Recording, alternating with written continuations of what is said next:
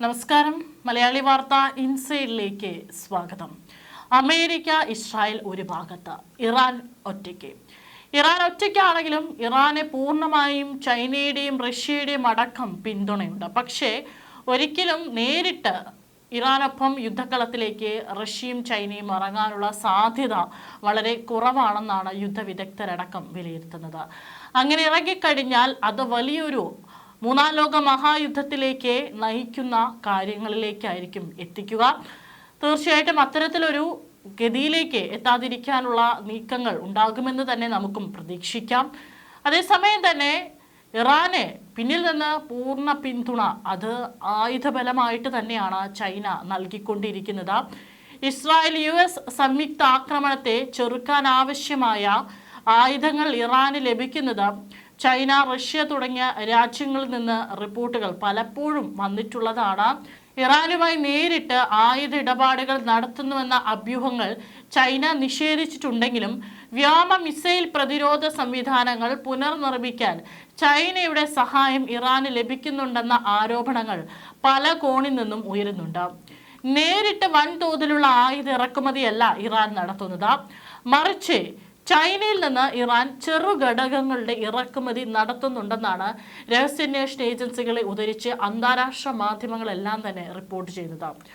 12 ദിവസം നീണ്ടുനിന്ന Israel Iran യുദ്ധത്തിന് പിന്നാലെ ചൈനയിൽ നിന്ന് വൻതോതിൽ ആയുധങ്ങൾ വാങ്ങാൻ ഇറാൻ പദ്ധതി ഇട്ടിരുന്നതായി റിപ്പോർട്ടിൽ പറയുന്നു. അതായത് സൂപ്പർസോണിക് കപ്പൽവേധ മിസൈലായ CM-302 ചൈനയിൽ നിന്ന് വാങ്ങാനായി ഇറാൻ പദ്ധതിയിടുന്നതായി നേരത്തെ റിപ്പോർട്ടുകൾ ഉണ്ടായിരുന്നു. ചൈനയുടെ YJ-12 മിസൈലിന്റെ കയറ്റുമതി പതിപ്പാണ് CM-302. വിമാനവാഹിനി കപ്പലുകൾ ഉൾപ്പെടെയുള്ള വലിയ യുദ്ധക്കപ്പലുകളെ തകർക്കാൻ പ്രത്യേകം രൂപകൽപ്പന ചെയ്തതാണ് ഈ മിസൈൽ എന്നതാണ് പ്രത്യേകത. 12 ദിവസം നീണ്ടുനിന്ന ഇസ്രായേൽ ഇറാൻ യുദ്ധത്തിന് ശേഷമാണ് ഇറാൻ ഇത്തരത്തിലൊരു നീക്കം നടത്താനായിട്ട് ആരംഭിച്ചത്. 2026 ഫെബ്രുവരിയോടടുത്ത് ഈ ഇടപാട് പൂർത്തിയാകുമെന്ന് റിപ്പോർട്ടിൽ പറഞ്ഞിരുന്നു. അതായത് ഫെബ്രുവരി 28-നാണ് ഇസ്രായേൽ ഇറാനിൽ കയറി രണ്ടാമതും ആക്രമണം നടത്തി ഇപ്പോഴത്തെ ഈ ഒരു സംഘർഷാവസ്ഥ ആരംഭിച്ചത്. അങ്ങനെ വരികയാണെങ്കിൽ ചൈനയിൽ നിന്ന് ഈ അതിമാരകമായിട്ടുള്ള ആയുധങ്ങൾ ഇറാനിൽ എത്തിക്കഴിഞ്ഞിട്ടുണ്ട് എന്നുള്ളതാണ്. ഇതുമായി ബന്ധപ്പെട്ട് ഇറാൻ ഉദ്യോഗസ്ഥർ ചൈന സന്ദർശിച്ചതായുള്ള റിപ്പോർട്ടുകളും നേരത്തെ ഉണ്ടായിരുന്നു. അങ്ങനെ വന്നാൽ ഇപ്പോൾ ഇറാന്റെ കയ്യിൽ ഈ പറയുന്ന ചൈനയിൽ നിന്നുള്ള ആയുധങ്ങളുടെ വലിയൊരു ശേഖരം അവിടെ ഉണ്ടാകും. ചൈന ഇക്കാര്യങ്ങൾ ആദ്യഘട്ടത്തിലൊക്കെ തന്നെ നിഷേധിച്ചിരുന്നു. ഖമേനി കൊല്ലപ്പെട്ട US ഇസ്രായേൽ ആക്രമണത്തിന് തൊട്ടു മുമ്പ് വെള്ളിയാഴ്ച മിഡിൽ ഈസ്റ്റിൽ വന്ന ഒരു റിപ്പോർട്ട് ചൈന ടെഹ്റാനെ ആക്രമണ ആയുധങ്ങളും അധിക പ്രതിരോധ ആയുധങ്ങളും എങ്ങനെ നൽകിയെന്ന് വിശദമായിട്ട് പറയുന്നുണ്ട്. അതേസമയം ഇറാനും ചൈനയും ചൈനീസ് നിർമ്മിത CM-302 കപ്പൽവേധ മിസൈലുകൾക്കായുള്ള ഒരു കരാറിലേക്ക് അടുക്കുകയാണെന്ന് കഴിഞ്ഞ ചൊവ്വാഴ്ച റോയിറ്റേഴ്സ് അടക്കമുള്ള അന്താരാഷ്ട്ര മാധ്യമങ്ങൾ റിപ്പോർട്ട് ചെയ്തു.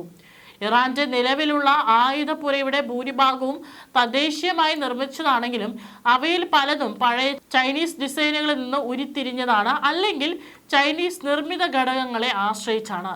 പതിറ്റാണ്ടുകളായി ടെഹ്റാന്റെ ആയുധപ്പുര കെട്ടിപ്പടുക്കുന്നതിൽ ചൈന വഹിച്ച പങ്ക് ഇങ്ങനെയാണ്.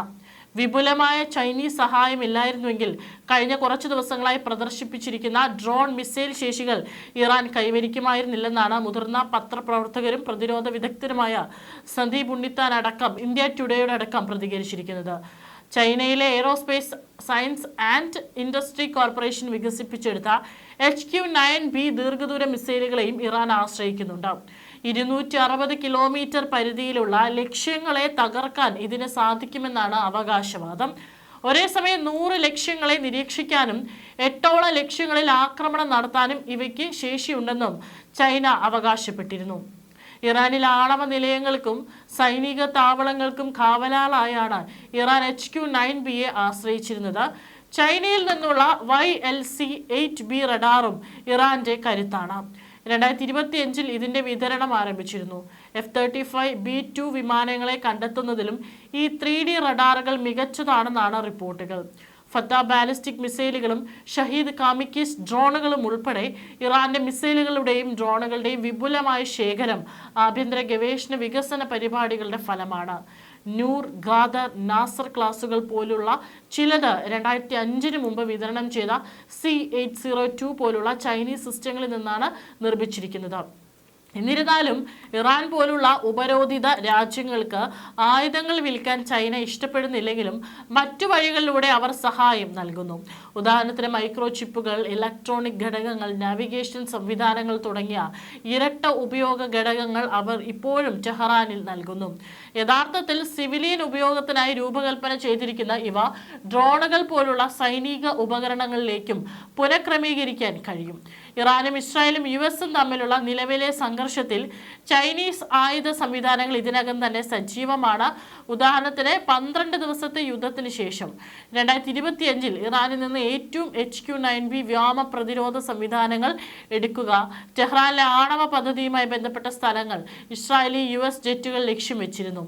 എന്നിരുന്നാലും നടന്നുകൊണ്ടിരിക്കുന്ന സംഘർഷത്തിൽ ഇറാനിൽ എത്ര ലക്ഷ്യങ്ങൾ ആക്രമിച്ചു എന്നത് കണക്കിലെടുക്കുമ്പോൾ അമേരിക്കൻ ഇസ്രായേലി യുദ്ധവിമാനങ്ങൾക്കെതിരെ അവയുടെ പ്രകടനം മികച്ചതല്ല.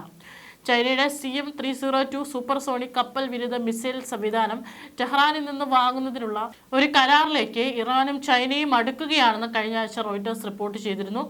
അതുപോലെ യുദ്ധം ആരംഭിക്കുന്നതിന് മുൻപ് ഡ്രോണുകളെ ആക്രമിക്കുന്നതിനും HQ-16, HQ-17AE പോലുള്ള കൂടുതൽ വ്യോമ പ്രതിരോധ സംവിധാനങ്ങൾക്കുമായി ചൈന കപ്പലുകൾ അയച്ചിട്ടുണ്ടെന്നും അറബ് ഉദ്യോഗസ്ഥർ ഉദ്ധരിച്ചും റിപ്പോർട്ടുകൾ പുറത്തു വന്നിരുന്നു. ഫത്ത ക്ലാസ് ഹൈപ്പർസോണിക് മിസൈൽ സിസ്റ്റത്തിന്റെ സ്വന്തം സ്റ്റോക്കുകൾക്ക് അനുബന്ധമായി ചൈനയുടെ DF-17 ഹൈപ്പർസോണിക് ഗ്ലൈഡ് മിസൈൽ വാങ്ങാനും ഇറാൻ പദ്ധതിയിടുന്നുണ്ടെന്ന് റിപ്പോർട്ടിൽ പറയുന്നു. മാസങ്ങൾ നീണ്ട ആസൂത്രണങ്ങൾക്കും രഹസ്യാന്വേഷണ നീക്കങ്ങൾക്കും ശേഷമാണ് ഇറാൻ പരമോന്നത നേതാവ് അയത്തുള്ള അലി ഖമേനി അടക്കമുള്ളവരെ ഉന്നതരെ വധിച്ച സൈനിക ഓപ്പറേഷൻ ഇസ്രായേലും US-ഉം നടത്തിയത്. അതേസമയം തന്നെ ഉയരുന്ന മറ്റൊരു കാര്യമെന്ന് പറയുന്നത് പ്രധാനമന്ത്രി നരേന്ദ്രമോദിയുടെ ഇസ്രായേൽ സന്ദർശനത്തിന് തൊട്ട് പിന്നാലെയായിരുന്നു ഈ നടപടി. എന്നാൽ പ്രധാനമന്ത്രി മോദി ഇസ്രായേൽ വിട്ടതിന് ശേഷമാണ് ഇറാനെതിരായ നീക്കത്തിനുള്ള അവസരം ലഭിച്ചതെന്നാണ് ഇന്ത്യയിലെ ഇസ്രായേൽ സ്ഥാനപതിയുടെ വെളിപ്പെടുത്തൽ. മോദിയുടെ സന്ദർശന വേളയിൽ ഇറാനെതിരായ ആക്രമണങ്ങളെക്കുറിച്ച് അറിയില്ലായിരുന്നുവെന്ന ഇസ്രായേൽ അംബാസിഡർ റൂവൻ നസർ ഇന്ത്യൻ എക്സ്പ്രസിന് നൽകിയ അഭിമുഖത്തിൽ പറഞ്ഞു. പ്രധാനമന്ത്രി മോദി പോയതിനു ശേഷം മാത്രം ലഭിച്ച ഒരു അവസരമായിരുന്നു അത്. പ്രധാനമന്ത്രി മോദിയുടെ സന്ദർശന വേളയിൽ പ്രധാനമായും പ്രാദേശിക വികസനത്തെക്കുറിച്ചാണ് ചർച്ച ചെയ്തത്. തങ്ങൾക്കറിയാത്ത എന്തെങ്കിലും കാര്യം പങ്കുവയ്ക്കാൻ ഞങ്ങൾക്ക് കഴിയില്ല എന്നും ഇസ്രായേൽ സ്ഥാനപതി പറഞ്ഞു. ഫെബ്രുവരി 26-ന് പ്രധാനമന്ത്രി നരേന്ദ്രമോദിയും ബെഞ്ചമിൻ നെതന്യാഹുവും നടത്തിയ ചർച്ചകൾക്ക് ശേഷം ഇരു രാജ്യങ്ങളും 17 കരാറുകളിൽ ഒപ്പുവെച്ചിരുന്നു. സന്ദർശനം കഴിഞ്ഞ് 2 ദിവസത്തിന് ശേഷം അമേരിക്കയും ഇസ്രായേലും ഇറാനെതിരെ ആക്രമണം ആരംഭിച്ചു. ഇസ്രായേലിനെതിരെ ഇറാൻ വർഷങ്ങളായി ഭീഷണി ഉയർത്തിക്കൊണ്ടിരിക്കുന്നു. അതിനാൽ ഇറാനിയൻ ഭരണകൂടത്തെയും അവരുടെ സൈനിക സംവിധാനങ്ങളെയും മനസ്സിലാക്കേണ്ടതുണ്ട്.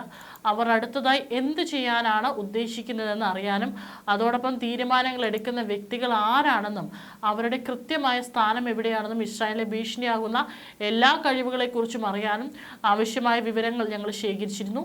ആക്രമണത്തിന്റെ ആസൂത്രണം സംബന്ധിച്ച് ഇസ്രായേൽ സ്ഥാനപതി പറഞ്ഞു. പ്രധാനമന്ത്രി മോദി അവിടെ എത്തിയപ്പോൾ ഓപ്പറേഷൻ എപ്പോൾ നടക്കുമെന്ന കാര്യം ഇസ്രായേൽ അറിയില്ലായിരുന്നുവെന്നും അസർ പറഞ്ഞു. അദ്ദേഹം പോയി ഏകദേശം 2 ദിവസം എടുത്തു. ശനിയാഴ്ച രാവിലെ മാത്രമാണ് ഞങ്ങൾ ഓപ്പറേഷൻ ആരംഭിക്കുന്നതിന് മുമ്പ് ഞങ്ങളുടെ സുരക്ഷാ മന്ത്രിസഭയുടെ അംഗീകാരം നേടിയതെന്നും അസർ വിശദീകരിച്ചു. അടിസ്ഥാനപരമായി അപ്പോൾ ലഭിച്ച ഇന്റലിജൻസ് വിവരങ്ങളുടെ ഫലമായി ഞങ്ങൾ ഉപയോഗപ്പെടുത്തിയ ഒരു അവസരമായിരുന്നു അതെന്നും അദ്ദേഹം വ്യക്തമാക്കി. ഇസ്രായേലിന് നേരെ തൊടുത്തുവിട്ട ബാലിസ്റ്റിക് മിസൈലുകളുടെയും ഡ്രോണുകളുടെയും എണ്ണത്തെക്കുറിച്ചും എത്ര എണ്ണം ഫലപ്രദമായി തടഞ്ഞുവെന്നും ചോദിച്ചപ്പോൾ സുരക്ഷാ കാരണങ്ങളാൽ കൃത്യമായ എണ്ണം പറയാനാകില്ലെന്നും അദ്ദേഹം പറഞ്ഞു.